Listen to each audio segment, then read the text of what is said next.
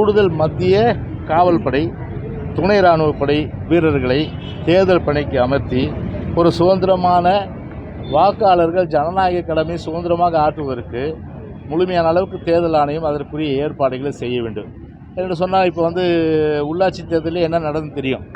உதாரணத்துக்கு சென்னையில் booth rigging, booth capture இதெல்லாம் சர்வசாதாரணம் நடந்தது. காவல்துறை முழுமையாக அதற்கு ஒத்துழைப்பு கொடுத்தது. உதாரணத்துக்கு தான் வட சென்னையில் ராயபுரம் தொகுதியில் ஒரு கள்ள ஓட்டு போட்டு பிடிச்சி, கள்ள ஓட்டு கூட சொல்ல முடியாது, பூத் ரிக்கிங், பூத் கேப்சர் ஒவ்வொரு பூத்துக்கும் சென்று ரவுடிகளுடைய துணையோடு போய் அந்த பூத்தை பிடிச்சி வாக்குகள்லாம் அடித்தாங்க. அவர்களை பிடித்து காவல்துறை கொடுத்து காவல்துறை எந்த நடவடிக்கைகள், ஆனால் மாறாக எங்கள் மீது தான் அது வழக்குகளே இந்த ஆளும் திமுக அரசு போட்டிருக்கு. எனவே இந்த வகையில் இந்த போலீஸ் காவல்துறையை பொறுத்தவரையில் இந்த மாதிரியெல்லாம் ஆளுங்கட்சிக்கு துதிபாடுகின்றவர்களாக இருக்கின்ற காரணத்தினால் நாங்கள் சொன்னபடி அந்த மத்திய காவல் படை, துணை இராணுவ படை முழுமையான அளவுக்கு இதற்கு பயன்படுத்த வேண்டும். அரசு ஊழியர்கள், பொதுவாக அரசு ஊழியர்கள், அரசு சாதகமாக இருக்கும் அதிகாரிகளை பதட்டம் மிகுந்த இடங்களுக்கு இடமாற்றம் செய்வது தற்போது வழக்கமாக உள்ளது. குறிப்பாக பார்த்தீங்கன்னா, இந்த திருப்பத்தூர் மாவட்ட ஆட்சியர் இடமாற்றம் இதற்கு ஒரு உதாரணம்.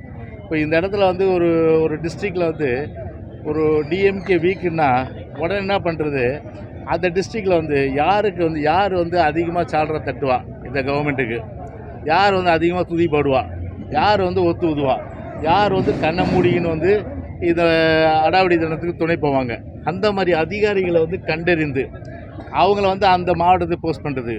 உதாரணத்துக்கு எப்படி இந்த ஆளும் திமுக, இந்த விடியாத அரசு மக்களை, அதாவது எலெக்ஷன் கமிஷனை ஏமாற்றிருக்கு, இன்றைக்கி இப்போ கற்றறிந்துள்ள ஏமாத்திருக்கு. ஒரு உதாரணம், திருப்பத்தூர் மாவட்ட கலெக்டர் திருவண்ணாமலைக்கு மாற்றப்படுறார். திருப்பத்தூர் மாவட்ட கலெக்டர் திருவண்ணாமலைக்கு மாற்றப்படுறாரு. அந்த திருவண்ணாமலைக்கு மாற்றப்படும் போது அந்த திருப்பத்தூர் மாவட்டத்தில் வேலை செஞ்ச திருவண்ணாமலைக்கு பணியேற்ற அந்த கலெக்டர் அவருடைய அந்த கான்ஸ்டியூன்சி திருவண்ணாமலை எம்பி கான்ஸ்டியூன்சிலேயே திருப்பத்தூரும் ஜோலார்பேட்டை வருது, எப்படிப்பட்ட அளவுக்கு ஒரு மோசடியான அந்த ஒரு மாற்றத்தை இன்றைக்கி இந்த ஆளும் விடியாத அரசு பண்ணியிருக்கு. இதெல்லாம் நீங்கள் கவனத்தில் கொண்டு இந்த மாதிரி விஷயங்களுக்கு முற்றுப்புள்ளி வைக்கணும்னு சொல்லி கேட்டிருக்கோம். அதே போல் அந்த இடத்துல கலெக்டர் முதல் எஸ்பி முதல் கீழ்பட்ட அதிகாரிகள் வரை சரி செய்யப்பட வேண்டும். அவர்கள் பொதுவாக பேக்ரவுண்டு, அதாவது ஆளுங்கட்சிக்கு துதிப்பாடுறதுனா கண்டிப்பாக அந்த மாவட்டங்களுக்கு போடக்கூடாது. ஏன்னா அதுவும் அந்த கருத்து சொல்லியிருக்கு.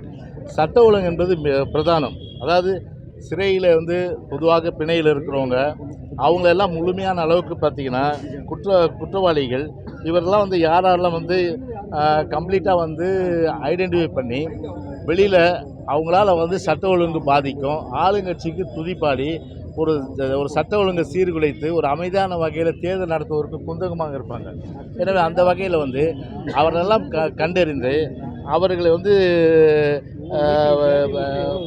கண்காணிப்பில் வைத்து அவர் மீது உரிய நடவடிக்கை எடுத்து சிறைக்கு அனுப்பி அதன் மூலம் ஒரு நியாயமான சுதந்திரமான தேர்தல் நடத்துவதற்கு தேர்தல் ஆணையம் உறுதி செய்யப்பட வேண்டும் என்று கேட்டுக்கொள்கின்றேன்.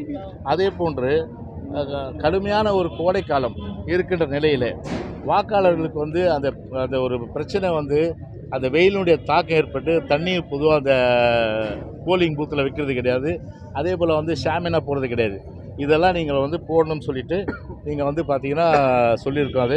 அதே போன்று தேர்தல் பார்வையாளர்களாக வேறு மாநிலத்தில் பணிபுரியும் அதிகாரிகளை மட்டுமே பயன்படுத்த வேண்டும்.